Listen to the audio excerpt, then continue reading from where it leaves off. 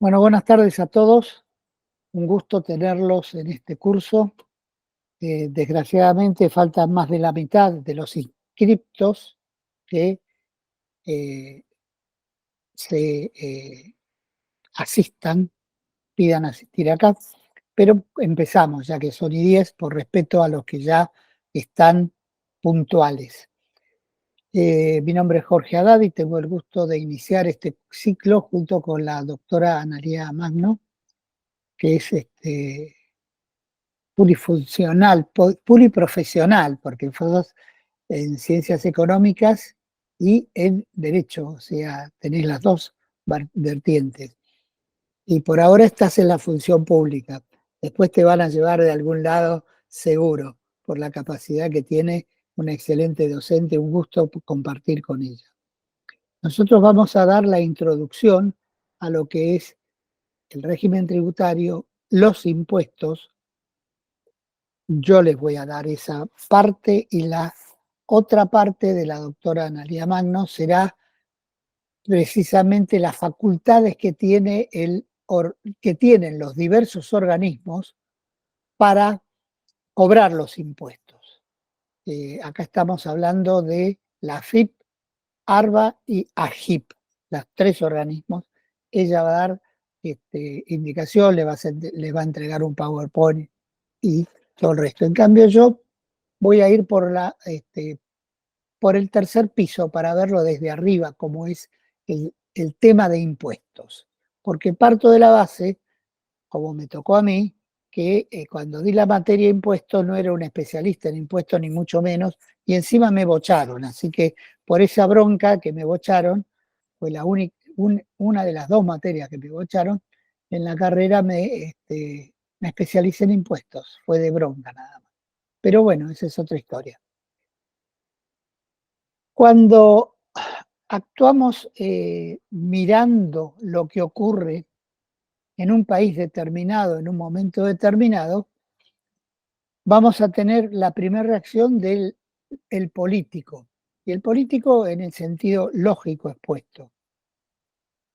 ¿Qué es lo que va a hacer el político? Va a detectar una necesidad y va a tratar de analizar cuál es esa necesidad y cómo se puede cubrir esa necesidad mediante algún sistema, mediante alguna actividad que realice el Estado. Esto es finanzas públicas. Hecha eh,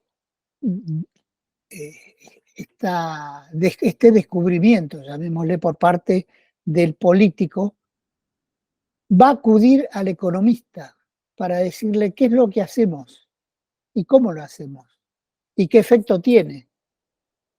Hacemos un impuesto, perfecto. Veremos después impuestos sobre qué. Pero dígame qué efecto puede tener.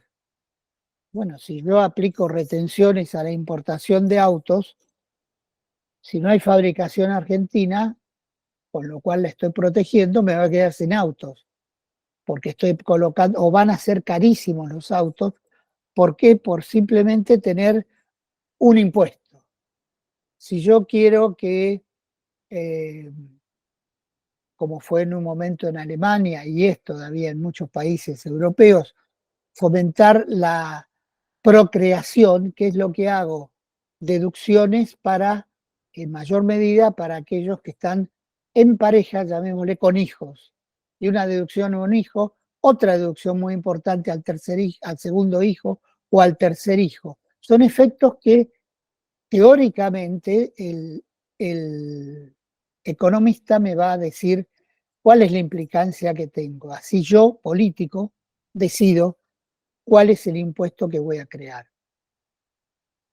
Y después viene el lugar nuestro, los abogados, que somos los que, junto con los idóneos, que todavía hay muchos, son los que nos dedicamos a redactar las leyes, redactar las normas, ya sea una ley, ya sea un convenio de doble imposición, o sea una reglamentación o el decreto reglamentario de una ley. Esa es la función de quien tiene que describir y escribir el tributo elegido por el político y aconsejado por el economista. Y después viene la parte del técnico. La parte técnica es lo que va a hablar la doctora Analía Manga, pero es aquellos que permiten implementar, permite que funcione el sistema. Sin esa parte no funciona el sistema. En nuestro país normalmente son las resoluciones de los diversos organismos, tanto de ARBA como de AGIP, como de AFIP, como también tenemos interpretaciones o aplicativos, que son los formularios, que ahora son digitales, formularios en los cuales se vuelca la información necesaria para poder establecer cuánto es mi impuesto y cuánto debo pagar. Entonces tenemos esas 4 etapas del comienzo de un panorama para saber de qué nos estamos refiriendo, de impuestos, de tributos en sí. Nosotros tenemos impuestos, se aplican a todos en forma coactiva, sin posibilidad de exigir una retribución por parte del Estado. Tenemos las tasas, que son también coactiva, pero es la contraprestación a un servicio que presta el Estado. Y después tenemos las contribuciones de mejoras normalmente, lo que se llama, que es, por ejemplo, el clásico, típico ejemplo, que es la construcción de una obra pública que le produce un aumento del valor a las tierras linderas a esa obra pública. Por ejemplo, hasta en la época de Pose, creo que fue, el primer intendente de la ciudad de Buenos Aires, que hizo la extensión del subte desde Pacífico hasta Congreso, 4 cuadras para cada lado pagaban una contribución de mejoras. ¿Por qué? Porque aumentó el valor de esas propiedades. ¿Por qué? Por el subte. Eso fue uno de los últimos en la ciudad que se aplicó. Pero es el clásico en las rutas, cuando se hace una ruta, una pavimentación de una arteria nueva, se crea, se instala. Bueno, los campos que están a su costado sufren un incremento de valor mensurable. Y esa mensura es la que se aplica para el pago de la contribución de mejoras. Ahí tenemos los 3 clásicos tipos de tributo. Ahora, dentro de los impuestos, habíamos dicho que el economista podía identificar algunos impuestos. Nosotros en general, en materia de impuestos, tenemos 3 áreas. En realidad son 4 las áreas en las cuales se pueden aplicar impuestos. Una imposible, que es el gasto público. Impuesto sobre lo que yo gasto. Kaldorf lo quiso aplicar en India y resulta que se encontró con todos ascetas en India que no gastaban nada y no gastaban ni siquiera en comida, con lo cual no pagaban nada. Los 3 meses tuvieron que cambiar el sistema porque no funcionó. Impuesto al gasto no aparece normalmente en los libros porque no tiene cuantificación, es teórico. En cambio, impuesto a la renta sí. Impuesto a la renta es un impuesto conocido, un impuesto que se aplica con diversos, llamémosle, métodos, se aplica al ingreso que uno tiene de dinero o de bienes o servicios a cambio, mensurables en dinero. Y tenemos, por ejemplo, un típico impuesto sobre la renta, que es la teoría del balance. Lo que yo tenía al 1 de enero y lo que tengo al 31 de diciembre de ese mismo año. Activo pasivo, y ahí tengo la posibilidad de mensurar algo a favor o en contra. Si es a favor, paga. Si es en contra, tiene un quebranto. Lo mismo cuando no se aplica teoría pura del balance, sino de ingresos. donde yo obtengo diversos tipos de ingresos y sean periódicos, que es lo que en general se requiere, ingreso periódico de una fuente permanente que lo produce, por ejemplo, nosotros con la matriculación y el ejercicio de la profesión. El ejercicio de la profesión implica una fuente de ingresos. Bueno, lo que yo tengo de esa fuente de ingresos, por ejemplo, yo puedo tener otra fuente de ingresos que es un departamento que lo tengo arrendado. El arriendo es otro ingreso que tengo. O acciones de una sociedad que me da dividendos. Esos dividendos son ingresos también. Lo puedo mensurar como la teoría del balance o sin el balance, computando siempre en personas físicas es del 1 de enero al 31 de diciembre y tienen una escala progresiva, que en nuestro país la escala empieza en el 5% y termina en el 35%, con diferencias que casi más o menos cada 4 puntos hay una diferencia de la escala y de lo que hay que pagar. Personas físicas, sucesiones indivisas. En cambio, para las personas jurídicas, no.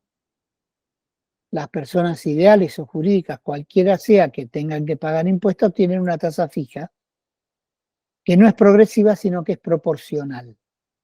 En algunos países va oscilando del 10 al 20%, al 25%, y en nuestro caso tradicionalmente estuvo en el 35%. Hubo periodos del 25%, pero es proporcional. Hay una teoría del flat tax que en lugar de hacer progresiva una tasa y proporcional otra, hace todo proporcional, con una tasa muy baja, a los fines de que no haya derivación del ingreso de sociedades a las personas, porque todas van a pagar lo mismo. Entonces, se simplifica mucho más el sistema tributario en cuanto a este tipo de recursos, este tipo de impuestos. Pero hay otra teoría, y esto es interesante verlo, porque es otro enfoque totalmente distinto, que es desde la persona. ¿Qué es lo que recibe la persona? Y todo lo que recibe la persona va a pagar impuestos. Ahora, cuando analizamos esta teoría, es interesante la variedad de cosas que existen y cómo se ven reflejadas en diversos impuestos. Por ejemplo, lo primero que dice es, yo trabajo y recibo una retribución económica por ese trabajo. Eso está previsto en impuesto a las ganancias nuestro, relación de dependencia. Yo tengo acciones y recibo dividendos. Está también previsto en el impuesto a las ganancias como renta. Yo estoy colocando parte de mi dinero en fondos mutuos o un depósito a plazo o cualquier instrumento financiero que me reditúe un incremento, un canon, una participación. Y eso estoy también cobrándolo en el impuesto a las ganancias. Ahora, si vendo una propiedad, yo también pago impuestos. Siempre estuvo la diferencia entre bienes de capital porque ahí se agota la fuente productora de renta, no continúa. ¿Por qué? Porque la vendí la propiedad, vendí las acciones. Y eso siempre estuvo grabado, hoy con un impuesto celular, con un impuesto especial o con un sistema especial para ese tipo de ingresos. Estamos viéndolo todo desde la persona, no desde la fuente de los ingresos. Estamos viendo qué ingresos puede tener la persona. Alix y Lecercler son los autores de esta teoría. Y en nuestro país lo siguió García Belsunce, mencionándolos, porque el resto, como es una teoría muy especial, no lo mencionan. Pero, por ejemplo, fíjense ustedes, si yo juego este domingo a la Kini, lotería, la propaganda que están haciendo por todos lados de los 4.000 millones y todo el resto, y gano los 4.000 millones, pago impuestos, porque esos regímenes tienen un impuesto especial. Yo lo recibí, vino, yo soy el imán. Aparte del sueldo recibí esto. Accidental. Bueno, tienen un régimen especial donde se quedan con una parte interesante, bastante interesante, del premio, que sería un impuesto que me aplican a la persona jurídica que la actividad que tuvo fue simplemente ir a un negocio de lotería y casino y jugó un número y lo ganó. La otra forma de ingreso que está distinto del impuesto a las ganancias o el impuesto celular sobre ganancias eventuales o de bienes de capital, es la existencia de la posibilidad que tenemos nosotros de recibir una donación o una herencia, ya sea un legado o una herencia porque falleció un familiar directo, pero es algo que yo recibo también y que en nuestro país solamente lo grava la provincia de Buenos Aires. Hace unos 25 años atrás, poco más, lo gravaban, cada provincia tenía su impuesto a la transmisión gratuita de bienes. Transmisión gratuita, ¿por qué? Porque no es onerosa, simplemente cualquiera, donación, legado, herencia. Iba a pagar en función de la relación de parentesco y el monto. Cuanto más alejado el parentesco y más alto el monto, era la máxima alícuota que pagaba. Ahí es donde empezaron las sentencias de la Corte declarando la inconstitucionalidad de las normas porque se apropiaban, eran confiscatorios. ¿Por qué? Porque la tasa excedía el 33% de los bienes. 33% de los bienes, no es una cosa menor. Como ustedes pueden ver, no solo el impuesto a las ganancias nuestros es el que trata este sistema de impuestos sobre la renta, como se llama en la gran mayor parte del mundo. Pero hay otro paradigma o otro instrumento en el cual se puede aplicar impuestos, que son las ventas o transacciones o los consumos. Impuesto a los consumos normalmente se lo llama. Y estos impuestos a los consumos los podemos diferenciar en uno típico, clásico, que es el impuesto al valor agregado, el IVA, que grava todas las etapas del consumo, desde el fabricante o importador hasta el mayorista, minorista, al consumidor final. Se agota en el consumidor final si es que el consumidor final no está inscripto en el impuesto al valor agregado. Si no, lo puede tomar como crédito y lo va a traspasar él, no el mismo monto, sino el valor que se agrega en cada etapa. No se paga por todo, sino el valor que se agrega en cada etapa.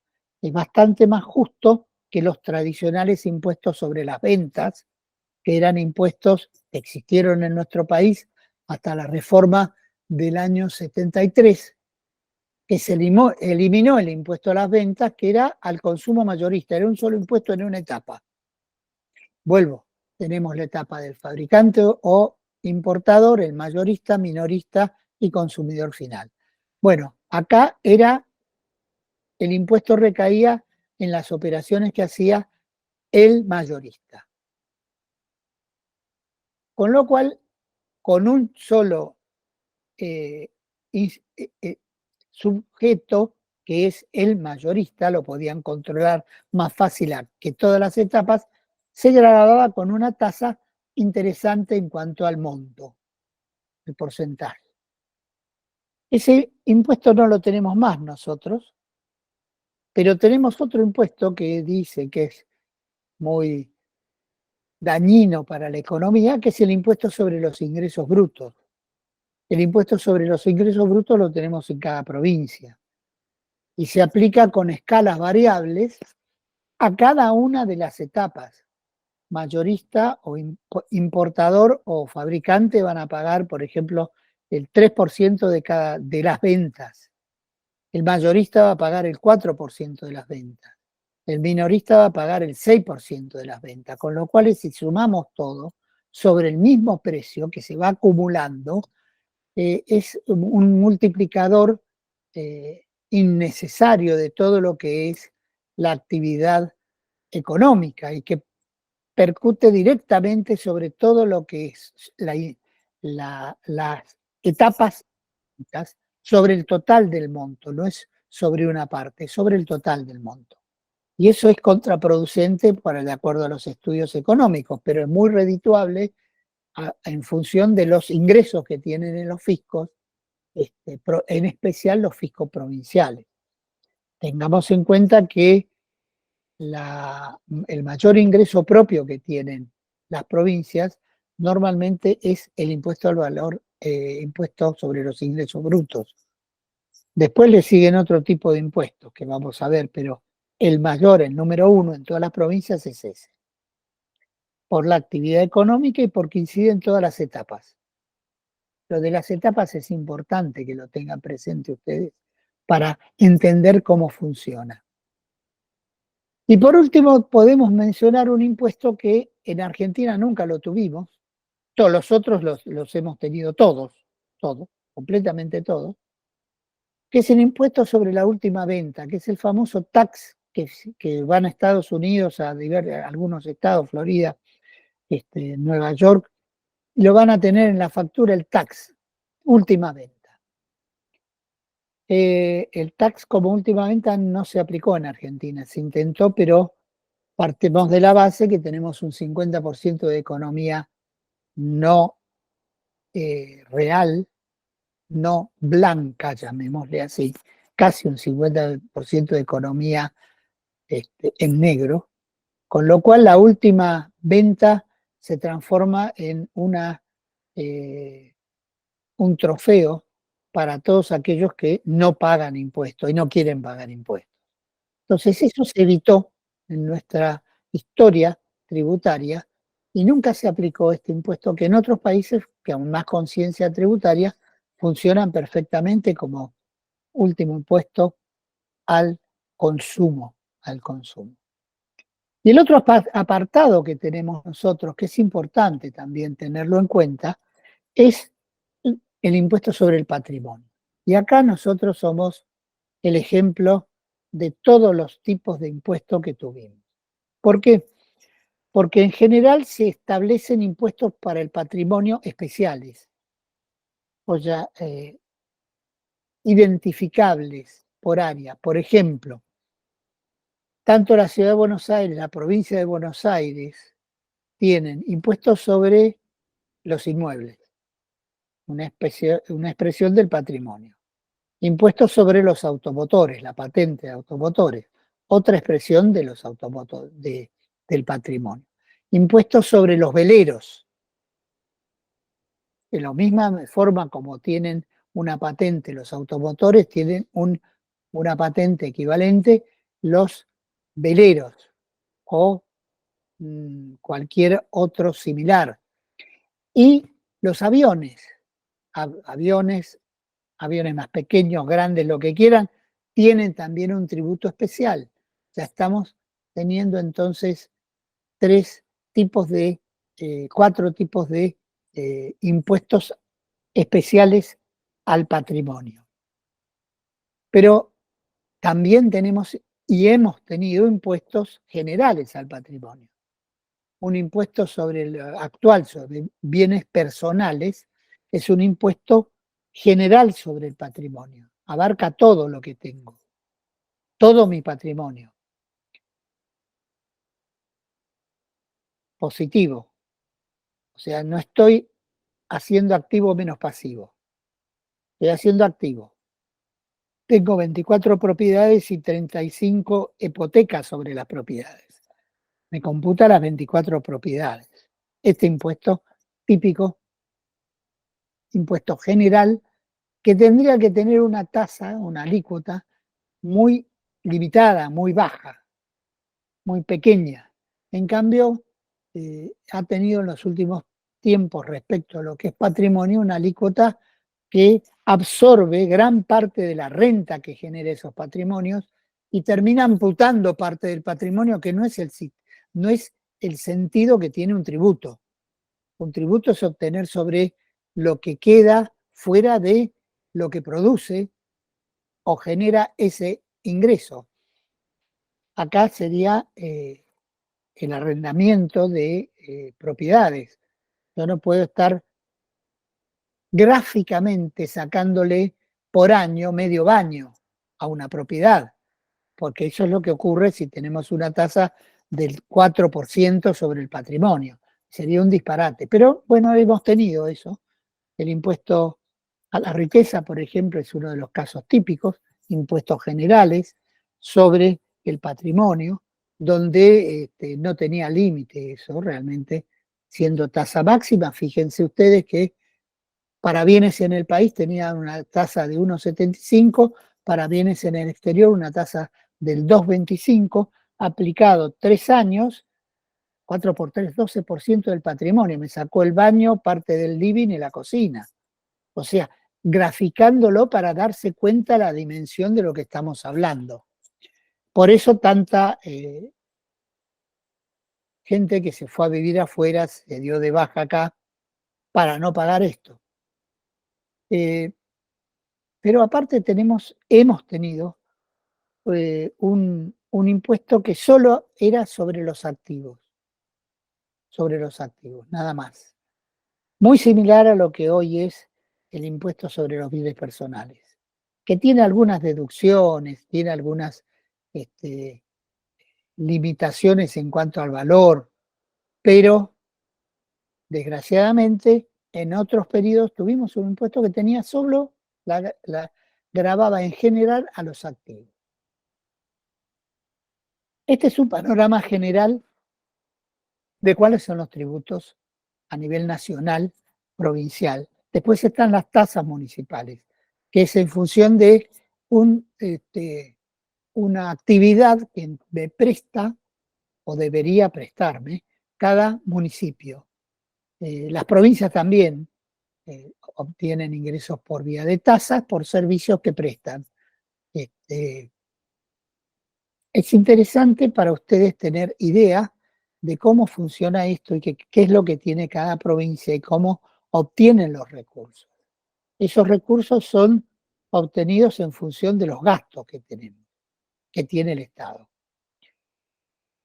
Y es en función de esos gastos que tiene el Estado que, como dije antes, son en general todos coactivos, no son voluntarios, son coactivos. Y coactivo quiere decir que si no, yo no cumplo, me ejecutan. Por eso este curso es sobre ejecuciones fiscales. ¿Por qué me están ejecutando? Bueno, porque soy contribuyente de alguno de estos impuestos y no lo he pagado. Las facultades que tiene el organismo de recaudación, los sistemas que tienen para poder llegar a cada organismo a cobrar el impuesto cuando no es una manera voluntaria, es lo que va a explicar a continuación la doctora Analía Magno. Yo lo que les recuerdo es que este es uno de los primeros casos que puede tener un profesional. Me están ejecutando, ¿qué hago? Y acá, en el transcurso de este curso, van a tener ustedes profesores que les van a explicar en detalle, de cara y seca, blanco y negro, cómo se puede hacer, cómo se puede defender, cómo debe ser la ejecución fiscal y cómo puedo yo defenderme de la ejecución fiscal.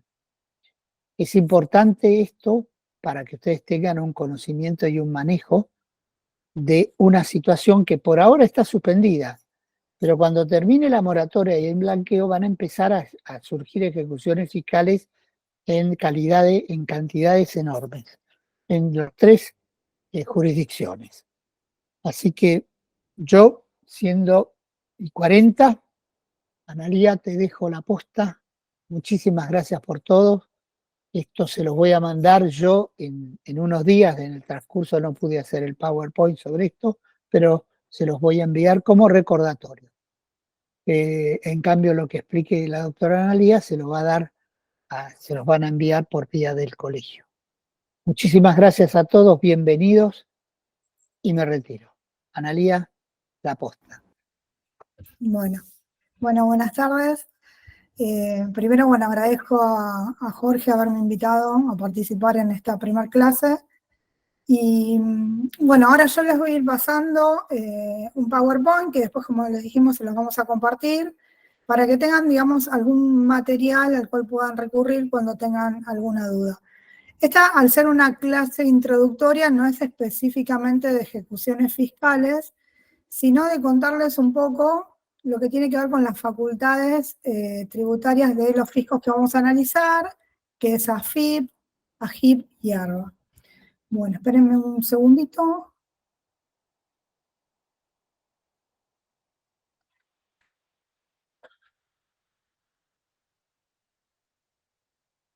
Bueno, no se puede ampliar porque si lo ampliamos no van pasando la presentación, así que se los tengo que ir pasando así. Igual ustedes después van a tener el material.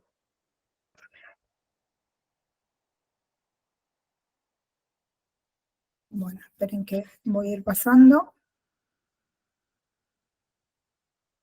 Bueno, la idea era enfocarnos en principio en lo que son las facultades de verificación y fiscalización, tanto en lo que es AFIP como es ARBA o AGIP, ¿sí? Están definidas las facultades de verificación y fiscalización. Y me parecía, digamos, interesante, ¿sí? Diferenciar cuando estamos hablando de una facultad de verificación y cuando estamos hablando de una facultad de fiscalización. Cuando nos referimos a que el fisco tiene la facultad de verificar, tiene que ver con el hecho de comprobar si se produjo o no el hecho imponible en determinadas operaciones. Recuerden que en la faz tributaria vamos a tener una ley que tiene que definir, como explicaba el doctor Haddad, el hecho imponible, tiene que definir la base imponible, tiene que definir los sujetos pasivos. Obviamente las leyes tributarias también van a establecer exenciones o deducciones o desgravaciones. Entonces, la facultad de verificación tiene que ver con esto, con que el fisco tenga la facultad para comprobar si en el sujeto se produjo o no el hecho imponible en determinadas operaciones. Y cuando hablamos de la faz fiscalizar, tiene que ver con controlar el correcto cumplimiento de las obligaciones y los deberes formales. O sea que una tiene que ver con la faz material y la otra facultad tiene que ver con la faz formal. En general, la facultad de verificación y fiscalización en muchos casos se hacen en el mismo momento, ¿sí? Tanto se verifica la faz material como la faz formal, cumplimiento o incumplimiento, para realizar después distintos procedimientos. Nosotros los fiscos que vamos a analizar y que ustedes van a ver clase por clase después lo específico de las ejecuciones fiscales, tienen que ver con la FIP, con AGIP y con ARBA. Nosotros, como para encuadrar, ¿sí?, el origen de cada una de estas administraciones tributarias, que digamos a nivel internacional lo que se generaron son administraciones tributarias, tenemos el decreto 618 de 1997, el que da origen a la FIP, ¿sí? En su momento se fusionan DGI, DGA y la parte de seguridad social, y entonces eso se hace a través del decreto 618 de 1997. Y después todo lo que tiene que ver con la parte de procedimiento lo encontramos en la ley 11683. En la faz, digamos, de la ciudad de Buenos Aires, en el 2007 se crea lo que es la AGIP, ¿sí? La Administración Gubernamental de Ingresos Públicos.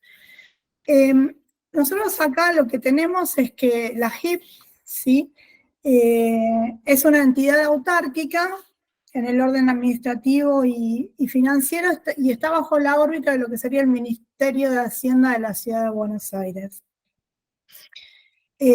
AFIP, sí, según el decreto 618 del 97, sí, tiene la misión de recaudar, de fiscalizar, de hacer la percepción de los tributos. Y si nos vamos a la órbita de la Ciudad de Buenos Aires, la AGIP, ¿sí?, también tiene esas funciones, es decir, tanto lo de recaudar como lo de fiscalizar y también como hacer la dirección de las ejecuciones fiscales de los tributos que están definidos en el Código Fiscal. Y también, digamos, tiene la finalidad de eliminar la evasión tributaria, de fomentar el pago voluntario de los tributos.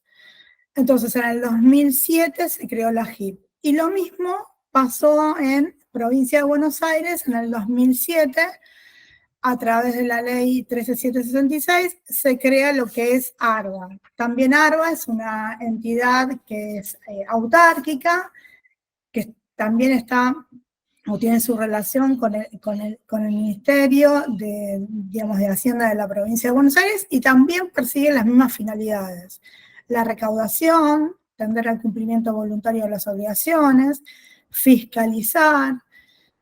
Nosotros, por ejemplo, en el orden nacional, en lo que tiene que ver con la ley 11683, hablamos de por qué existen estas facultades, digamos, de verificación y fiscalización en todos los órdenes, nacional, provincial, y también lo vamos a encontrar en lo que serían los municipios, básicamente porque, digamos, hay tributos que se ingresan al fisco a través de una declaración jurada. Entonces, dándole al contribuyente la posibilidad de determinar su impuesto y pagar el impuesto a través de una declaración jurada, tiene que tener el fisco la herramienta de verificar y de fiscalizar esa declaración jurada para ver si está, digamos, determinada conforme a la normativa vigente.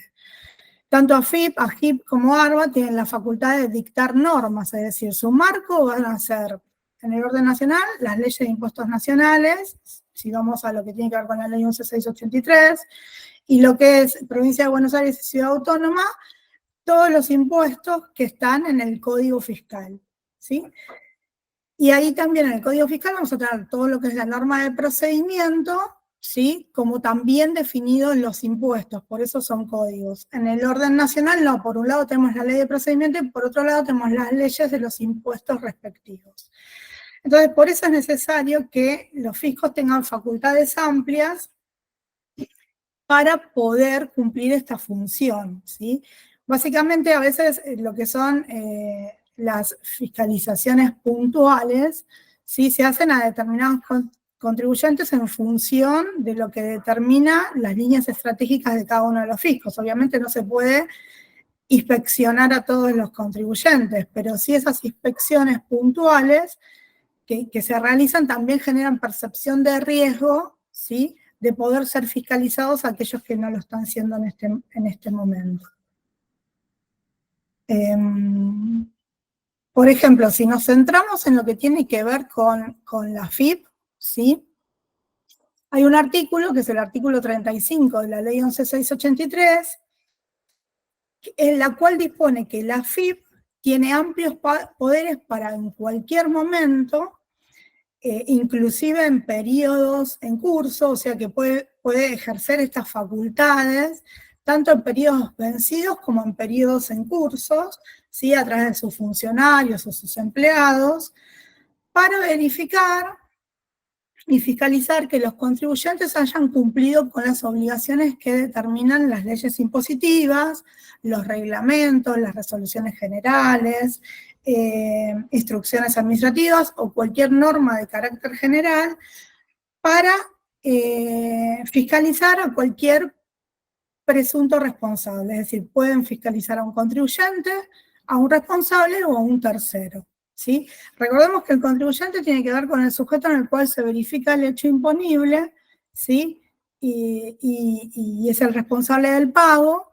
Y después tenemos otros sujetos que pueden ser responsable por deuda, que sería responsable por deuda propia el contribuyente, o responsable por deuda ajena, aquel que tiene que cumplir con los deberes del contribuyente y responder por el pago, ¿sí? Con los bienes que administra el contribuyente. Y después también tenemos figuras de responsables sustitutos.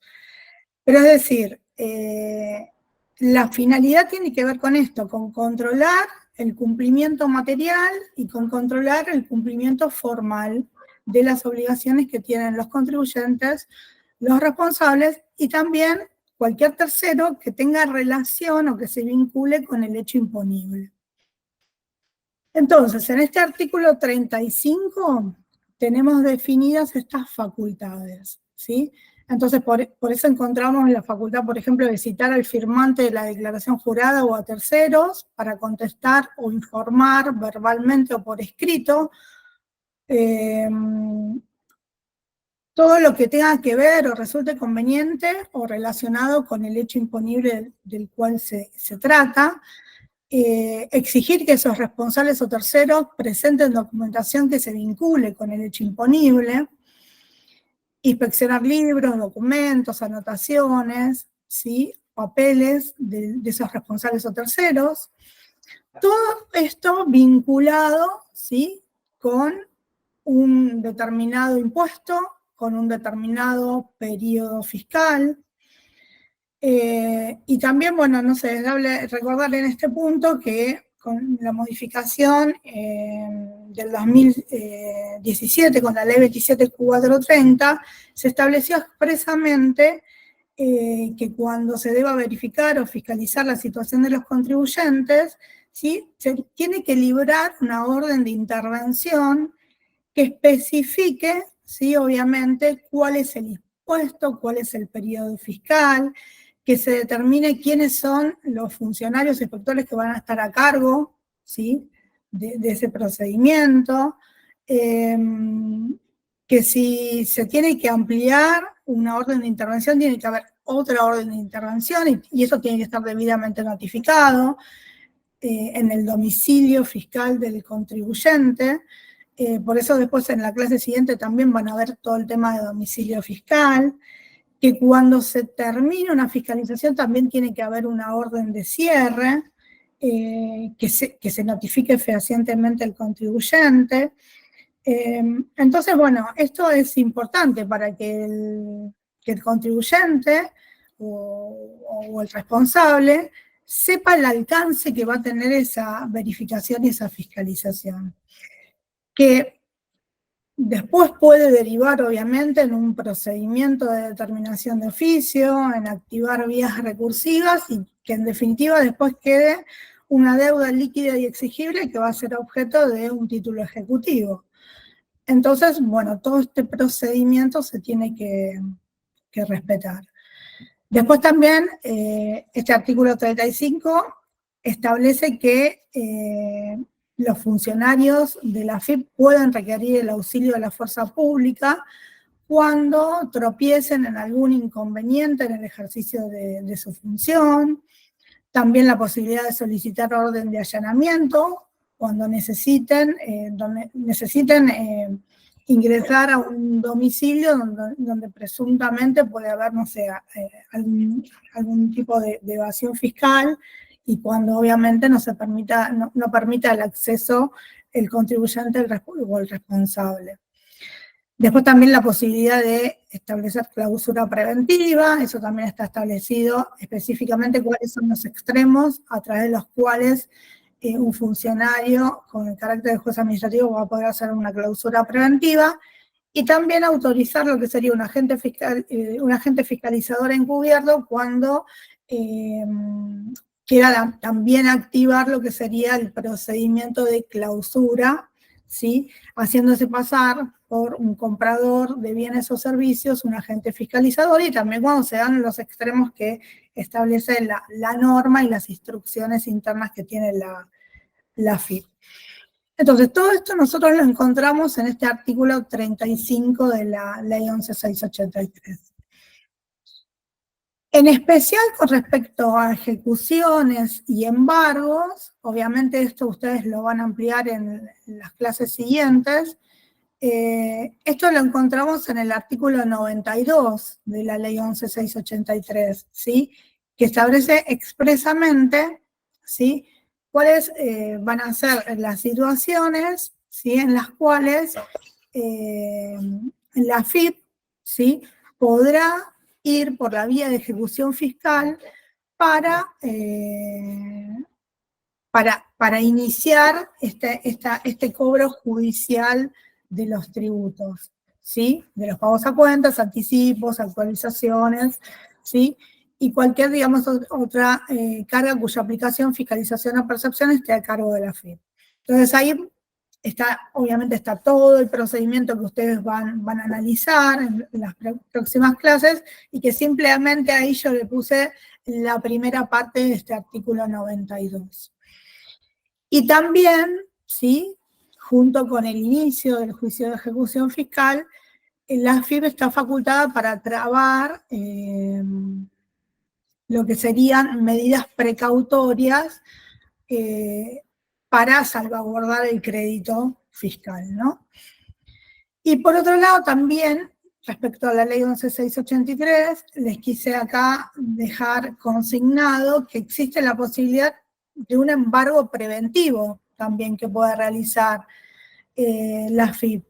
Esto está dispuesto en el artículo 111 y tiene que ver con solicitar un embargo preventivo, ¿sí?, por una cantidad que presumiblemente la AFIP determina que adeudan los contribuyentes o responsables o quienes pueden resultar deudores solidarios.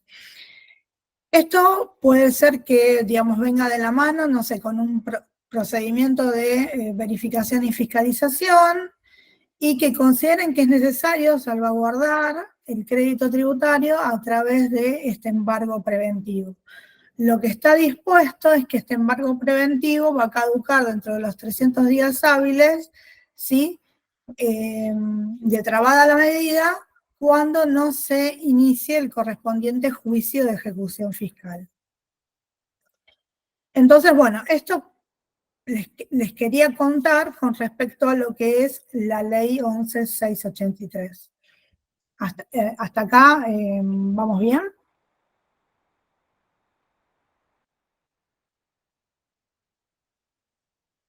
Perfecto. Bueno, vamos un poquitito a ver código fiscal de la ciudad de Buenos Aires, es decir, las facultades de la AGIP. En AGIP,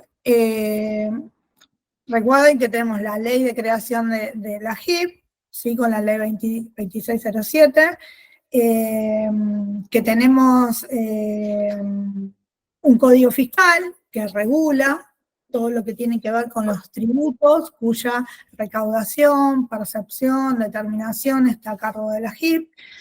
Lo que nosotros tenemos con respecto a lo que es tributos de la Ciudad Autónoma de Buenos Aires, tenemos un mix, porque tenemos tributos que los determina el contribuyente, como puede ser, no sé, el impuesto sobre los ingresos brutos, impuesto de sellos, y después tenemos tributos empadronados, como puede ser automotores, como puede ser la parte del impuesto inmobiliario y el ABL.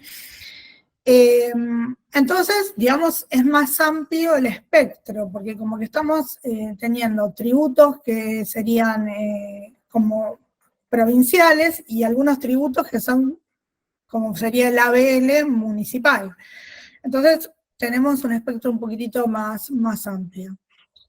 Obviamente, cada tributo va a estar determinado en el Código Fiscal y va a tener que determinar su hecho imponible, su base imponible, los sujetos pasivos, como le decíamos, las exenciones, cómo se conforma la base imponible, y después vamos a tener una ley tarifaria que es la que va a determinar, ¿sí?, digamos, las alícuotas con respecto, no sé, al impuesto sobre los ingresos brutos, al impuesto de sellos, va a determinar, no sé, régimen simplificado de ingresos brutos, va a determinar las tablas por las cuales, o los parámetros, va a tener el tema de también como, no sé, la graduación de las multas o los montos de las multas. Todo eso va a estar en la ley tarifaria y el resto va a estar en el Código Fiscal. Entonces, nosotros, ¿dónde tenemos definidas en la Ciudad de Buenos Aires las facultades de la AGIP? En el artículo 4.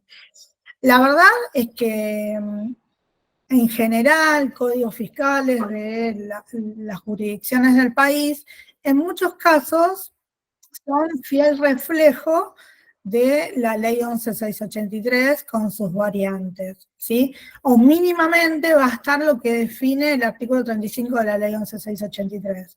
Y obviamente van a tener sus particularidades por las particularidades propias de cada uno de los tributos y también porque son entidades autárquicas que pueden definir, ¿sí?, el alcance de sus facultades para poder lograr esa finalidad que tiene que ver con la recaudación, con determinar correctamente el quantum de la obligación tributaria, para imponer las sanciones, tanto materiales como formales, ¿sí? Entonces, ese artículo 4, sí, obviamente yo no voy a leer todo lo que dice el PowerPoint, después ustedes lo van a tener, y esto como que les va a servir también para saber dónde ir y mínimamente, digamos, cuáles son estas facultades, pero vamos a ver que hay cuestiones que obviamente son similares, ¿sí? Como por ejemplo, disponer inspecciones en todos los lugares donde se realicen actos o ejerzan actividades que originen hechos imponibles o que se encuentren bienes que constituyan o puedan constituir materia imponible, ¿sí? Tiene obviamente la facultad también de citar y requerir de contribuyentes, responsables o terceros informes o comunicaciones escritas o verbales, como veíamos recién en la 11683, la posibilidad de solicitar información a organismos públicos y privados para lograr información relacionada con el hecho imponible. También exigir, como decía la 11683, que hablaba de citar a contribuyentes, responsables o terceros, también la JIP lo puede hacer, exigir la comparecencia a oficinas de la administración gubernamental dentro del plazo que se fije, ¿sí? También con respecto a documentación de respaldo, obviamente. Cuando se hace una fiscalización de un determinado contribuyente, obviamente se le va a pedir toda la documentación relativa a documentación de respaldo de esa declaración jurada que presentó, a los efectos de constatar que el impuesto se haya determinado de manera correcta con respecto a lo que establece la normativa. Entonces, no es solo lo que diga la declaración jurada, sino los papeles de trabajo y su correlato documental, ¿sí? Que eso en definitiva va a determinar si el impuesto, los impuestos que son autodeterminados por el contribuyente, como por ejemplo el impuesto sobre los ingresos brutos, ¿sí? Digamos, de la inspección nos surja, digamos, un ajuste con interés fiscal, que en definitiva, si el contribuyente no lo conforma y rectifica, ¿sí?, eso va a pasar una etapa de procedimiento, digamos, de determinación de oficio, que consecuentemente, luego de todas las etapas, ¿sí?, va a determinar una deuda que si el contribuyente no la paga, va a tener que requerirse por vía de ejecución fiscal, ¿sí? También está la posibilidad, obviamente, de allanar o efectivizar cualquier medida cautelar tendiente a asegurar el tributo y la documentación o bienes, obviamente, previa solicitud de la orden de allanamiento, ¿no? Y dada por la justicia, ¿no? También la posibilidad de recurrir al auxilio de la fuerza pública cuando obviamente hay algún inconveniente para poder ejercer estas facultades de verificación y fiscalización. Después, bueno, ahí en negrita les puse específicamente con respecto a lo que son ejecuciones fiscales, ¿sí? Obviamente, que es facultad de AGIP emitir las constancias de deuda para el cobro judicial de los tributos. Y también, como veíamos en el artículo 111 de la ley 11683, la posibilidad de solicitar embargo preventivo o en su defecto inhibición general de bienes por la cantidad que presumiblemente adeuden los contribuyentes o responsables o quienes puedan resultar deudores solidarios.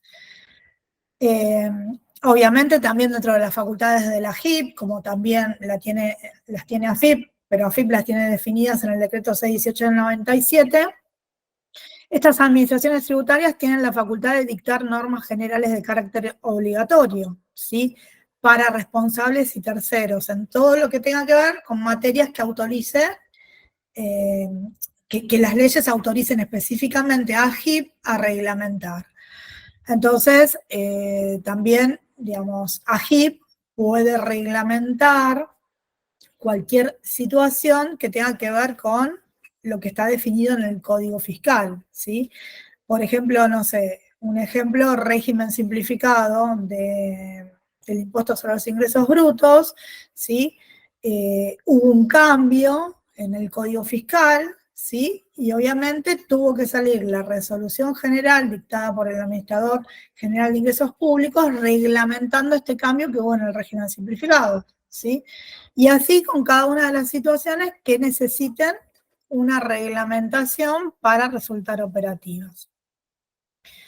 Con respecto a la recaudación, también, digamos, otro instrumento que tienen las administraciones tributarias tiene que ver con implementar regímenes de percepción, de retención, de información, de pagos a cuenta, designar agentes de recaudación. Bueno, y esto también está definido dentro de las facultades. También pueden adherir a regímenes de percepción, retención, información, pagos a cuenta, que estén implementados o que se implementen por la comisión arbitral u otros organismos. Puede efectuar inscripciones de oficio. Obviamente, también tiene la facultad de no realizar gestiones administrativas de cobros por deudas de gravámenes o aplicaciones de multas cuando su percepción resulte manifiestamente antieconómica para la administración tributaria y el monto de las mismas no supere el valor que fija la ley tarifaria para las ejecuciones fiscales. Entonces, bueno, ahí, obviamente, todos los años las leyes tarifarias de la Ciudad de Buenos Aires se van modificando, también tiene que ver con cuestiones de recaudación, y en la ley tarifaria también está establecido cuál es el monto mínimo para iniciar una ejecución fiscal, y esto va cambiando todos los años. Entonces, por eso,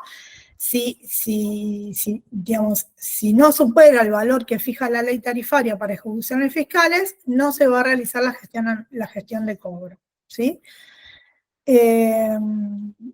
También no realizar iniciaciones de procedimientos de determinación de oficio cuando la suma detectada o la diferencia detectada no supere lo que establece la ley tarifaria. Por eso también hay que ir relacionando código fiscal con ley tarifaria para ver si no nos encontramos en estos supuestos en los cuales por el monto, ¿sí? O no se va a hacer el título ejecutivo o no se va a hacer la determinación de oficio, ¿sí? Después son todas cuestiones, digamos, más que todo, digamos, operativas. Por ejemplo, acordar planes de facilidad de pago de carácter general para el pago de deudas vencidas. Entonces, estos en general son los planes permanentes de pago.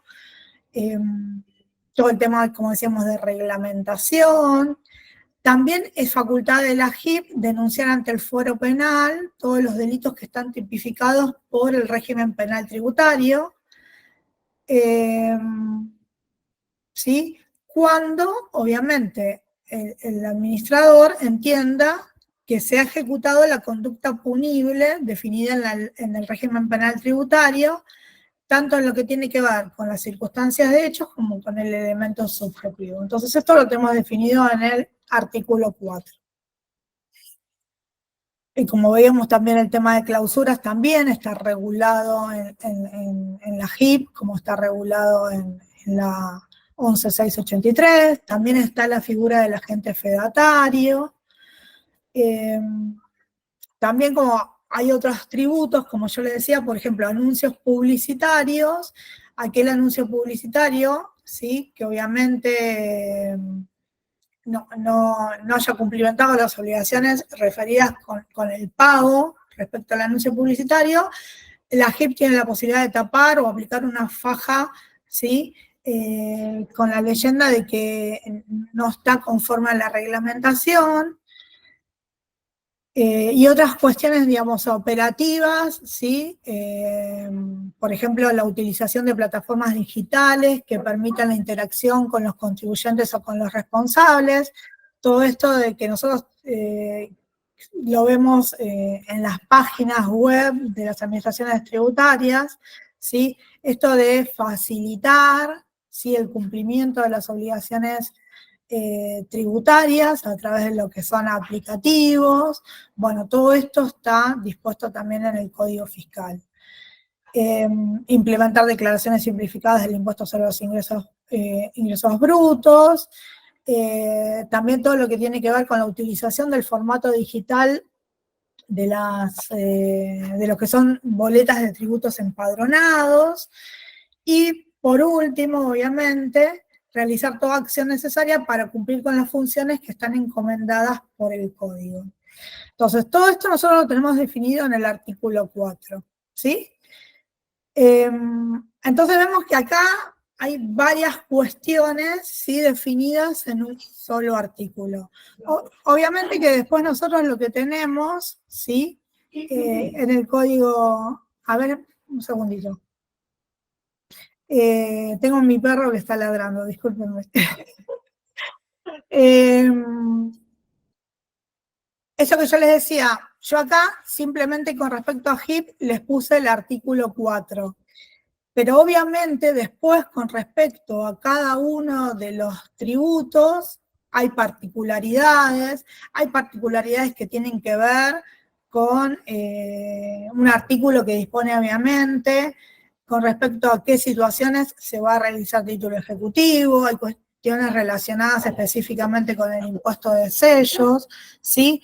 Simplemente acá lo que les quise hacer es un panorama general de lo que son las facultades de AGIP. Si nosotros nos vamos ahora a ARBA, ¿sí?, como les contaba, también tiene su código fiscal, también tiene su ley de creación, su código fiscal, en el cual establece todas estas cuestiones, ¿sí?, referidas a las facultades, y en el código fiscal de ARBA lo van a encontrar en el artículo 50, ¿sí? Entonces, también vamos a encontrar cuestiones similares, ¿sí? Obviamente referidas a la inscripción, referidas a la presentación de declaraciones juradas, referidas a lo que tiene que ver con documentación de respaldo, con conservación de la documentación, también con lo que es el mantenimiento en cuestiones de operatividad de los soportes magnéticos, eso también lo tenemos en AFIP. La obligación, ¿sí?, o la posibilidad de exigir suministro de información de terceros, ¿sí?, cuestiones referidas a domicilio fiscal, cuestiones referidas a otorgamiento, digamos, de comprobantes y conservación de sus duplicados. O sea que a veces los códigos fiscales sí se remiten a la normativa que establece AFIP, y a veces en algunas cuestiones con referido a lo de los comprobantes, de la emisión, y quizás otros códigos pueden establecer situaciones específicas, ¿sí? También, por ejemplo, ARBA dice que tiene que estar en un lugar visible el código QR, que tiene que ver con la inscripción. Esto también es similar a lo que veíamos en AFIP, citar el firmante de la declaración jurada, el presunto contribuyente o el responsable, requerir a los contribuyentes, responsables o terceros todos los comprobantes relativos al hecho imponible, intervenir documentos. Eso a veces se hace mucho, el tema de la intervención de documentos, con respecto a lo que es la verificación del impuesto de sellos, también en CABA está. Y acá en el artículo 50 hay cuestiones específicas quizás con impuesto automotor, ¿sí? Por eso me pareció interesante puntualizar esto.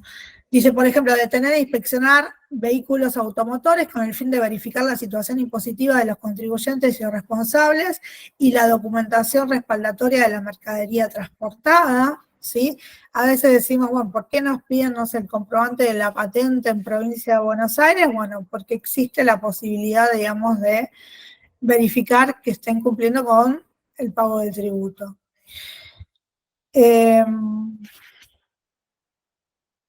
También pueden disponer un régimen de intervención fiscal permanente para determinada categoría de contribuyentes, también requerir información o documentos relacionados con lo que tiene que ver con el equipamiento de computación utilizado, características del hardware, del software, porque tiene que ver también con tener la facultad de ver o de tomar contacto y tomar la información que surge del equipamiento electrónico de los contribuyentes, obviamente que esté relacionado con el hecho imponible.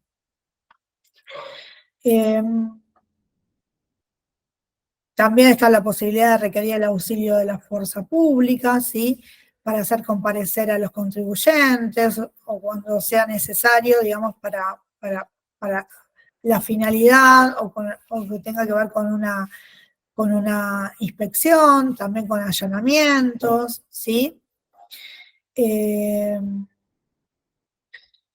Y en el artículo 50 también está el tema de proceder en resguardo del crédito fiscal, el secuestro de vehículos, automotores y embarcaciones deportivas o de recreación cuando se verifique la falta de pago de las obligaciones provenientes de impuesto automotor o de embarcaciones deportivas, ¿sí? Obviamente este secuestro tiene que ser comunicado inmediatamente al juez correccional.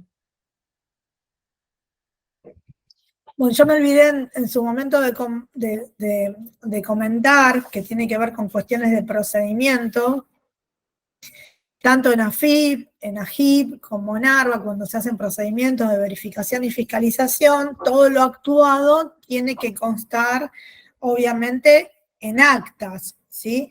En actas que tienen que cumplir con todos los recaudos de formalidad, ¿sí? Con respecto a la indicación de la fecha, del lugar, de la hora de apertura, de cierre, de requerir la firma del interesado y en caso del interesado, del contribuyente, y en caso que se niegue a firmar, dejar constancia de esa situación, o sea que tiene que darse un procedimiento digamos, de legalidad y esa presunción de legitimidad de ese acto, ¿no? Entonces esto también me pareció interesante dejarlo porque a veces no se conoce de esta facultad que tiene ARBA. También obviamente la posibilidad en caso de verificarse la falta de inscripción del impuesto sobre los ingresos brutos de aquel contribuyente que está obligado a hacerlo y que se encuentra ejerciendo una actividad comercial en la vía pública, ¿sí? También si no acredita los elementos de respaldo con respecto a la posesión de los bienes o mercaderías que está vendiendo, ¿sí? La posibilidad de que secuestren y decomisen esa mercadería. Y por otro lado, también tiene incluido en este artículo 50 la posibilidad de elaborar actas digitales, ¿sí? Y de notificarlas por medios electrónicos en la forma y en las condiciones que determine la reglamentación.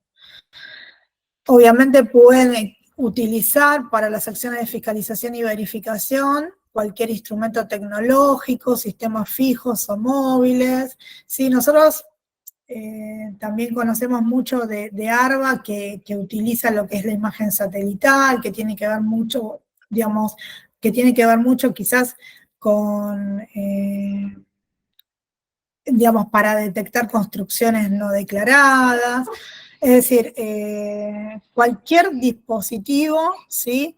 O imágenes o cualquier instrumento que pueda utilizar, siempre que tenga, digamos, alto nivel de certeza y precisión, lo puedo utilizar para detectar, digamos, incumplimientos.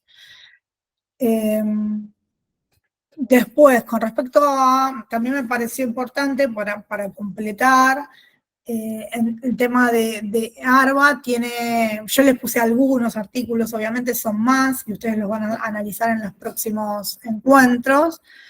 También ARBA tiene la posibilidad de solicitar embargos preventivos, como lo tiene AFIP, como lo tiene AGIP, ¿no? Cuando embargo preventivo o cualquier otra medida cautelar en resguardo del crédito fiscal por la cantidad que presumiblemente adeudan los contribuyentes o responsables. Les recuerdo que en general esto se aplica cuando están en curso de un procedimiento de fiscalización, ¿sí? En resguardo del crédito fiscal, es decir, cuando, no sé, ahí se está haciendo, no sé, puede ser una inspección de AFIP de IVA, de impuesto a las ganancias, o de AGIP, o de ARBA del impuesto sobre los ingresos brutos, están en un proceso de fiscalización, que demoran en el tiempo, entonces al fin de salvaguardar el crédito fiscal, hasta el momento que se pueda determinar la deuda, se solicita este embargo preventivo con estas precauciones que tienen, ¿sí? Que van a ser por un tiempo y que se va a dar una caducidad si no se realiza la ejecución fiscal luego de transcurridos los días que determina cada uno de los ordenamientos, ¿sí? Y después la posibilidad, obviamente, de trabar medidas precautorias cuando ya estamos, no sé, en un juicio de apremio, ¿sí? Entonces también va a haber medidas precautorias que se van a poder, digamos, solicitar, ¿sí? Bueno, recordemos que los embargos pueden ser, no sé, en cuentas bancarias, en valores depositados en entidades financieras, pueden ser en bienes registrables, y digamos que como última instancia sería una inhibición general de bienes, pero en general el bien se va a identificar, ¿sí? Bueno, más o menos esto era lo que en el tiempo que teníamos definido para la exposición, digamos, les quería contar para complementar con lo que nos expuso Jorge. No sé si hay alguna pregunta, si hay alguna duda que les pueda resolver. Yo este material se lo paso mañana a la gente del colegio, así se los pueden distribuir. Tengan en cuenta que está marcado, ¿sí?, en darle los conocimientos mínimos con respecto a las facultades, digamos, de estos tres administraciones tributarias que queríamos analizar, y que después en particular ustedes las van a ver ya con el tema específico que tiene que ver con las ejecuciones fiscales. No sé si hay alguna duda.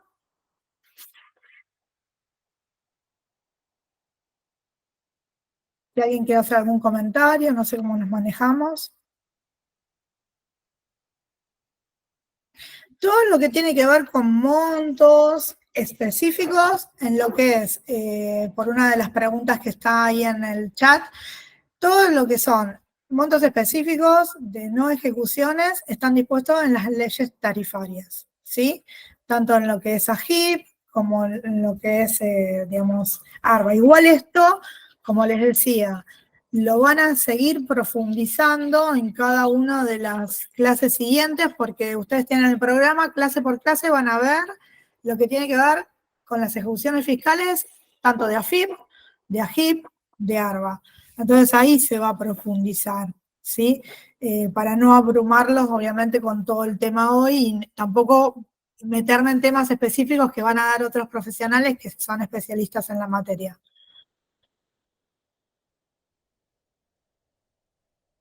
Sí, con respecto, acá me pregunta si se puede denunciar ante estos entes a un contribuyente. Sí, por ejemplo, la AFIP tiene establecido un canal que es a través del QR, ¿sí? Ustedes, existe una obligación con respecto al FIP, que es aquellos contribuyentes que tienen actividad en locales fijos tienen que bajar de la página de la JIP como si sería un comprobante, que es el QR, ¿sí? Entonces, si uno capta ese QR con su teléfono celular, le va a traer información con respecto al contribuyente, el quit, y más abajo después hay un botón que dice si uno quiere denunciar algo. Entonces, por ejemplo, no sé, quiero denunciar que no me entregaron, que no me emitieron la factura por mi compra, que eso es una causal de clausura. Entonces se puede hacer la denuncia a través de ese botón. Y después, los otros fiscos pueden establecer otros canales. Cada fisco, ¿sí? Tanto AGIP como ARBA, como otros fiscos provinciales, cada vez más están utilizando la tecnología y cada vez están utilizando más estas vías para que los contribuyentes, digamos, si quieren, puedan hacer sus denuncias, ¿no? Pero bueno, Quizás eso estaría bueno si hacemos algún otro curso que tenga que ver con procedimiento, o con clausuras, o con cualquier otra cosa que ustedes requieran capacitación, lo pueden solicitar a través del colegio y se puede armar algún programa. Jorge no lo dijo, pero nosotros formamos parte del Instituto Tributario del Colegio de Capital, ¿sí? Creo que ustedes lo conocen, Jorge Haddad es el director, es la persona que hizo la presentación. Entonces, nosotros ahí también propiciamos muchas actividades de capacitación y estamos dispuestos no sé, a armar el curso que ustedes tengan necesidades. Me decían, con respecto a la matrícula, en cuestión de AGIP necesitamos matrícula de CABA solamente y en AFIP, ARBA. A ver, con respecto a qué es la pregunta, Gustavo, a ver si puedo... Si tiene que ver con la exención del impuesto sobre los ingresos brutos, ¿a eso se refiere, Gustavo?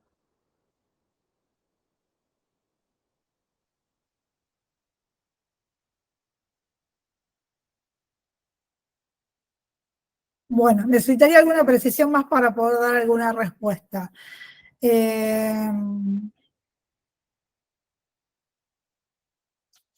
¿Alguna otra duda? Bueno, quizás en alguna de las otras charlas me pueda conectar también para escucharlos.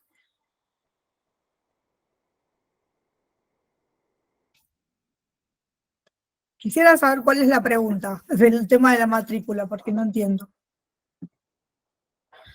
Por ejemplo, una sola cosa con respecto a CABA. Si el abogado ejerce actividad en CABA, ¿sí? Para ingresos brutos, está exento acreditando la matriculación, ¿sí? Y obviamente con lo que tenga que ver con los ingresos de la ciudad de Buenos Aires, ¿sí? Si es esa la pregunta, ¿sí? En provincia de Buenos Aires, el abogado está alcanzado por el impuesto sobre los ingresos brutos. Si es una pregunta tributaria con respecto al alcance del impuesto, ¿sí? Si es esa la pregunta, ¿sí? La exención en CABA para los profesionales es con matrícula habilitante. Y para que sepan, hay un registro de profesionales en Ciudad de Buenos Aires que se hace a través de la página de la JIP, en el cual tienen que presentar lo que establecen para que, digamos, queden, digamos, en el sentido que quedan dentro de un padrón de profesionales exentos, para que no les hagan retenciones.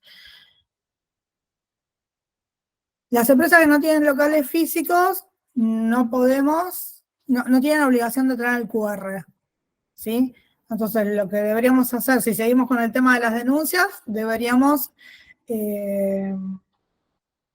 ver el quit o conseguir el quit para ver si está inscripto. Que eso lo consultamos, es una consulta libre que se hace a través de la página de AFIP.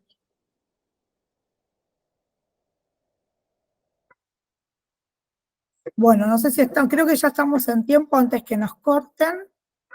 Pero bueno, también ahí tienen mi mail, pero igual a través del colegio cualquier duda nos la hacen llegar. Bueno, muchas gracias, espero que haya sido clara.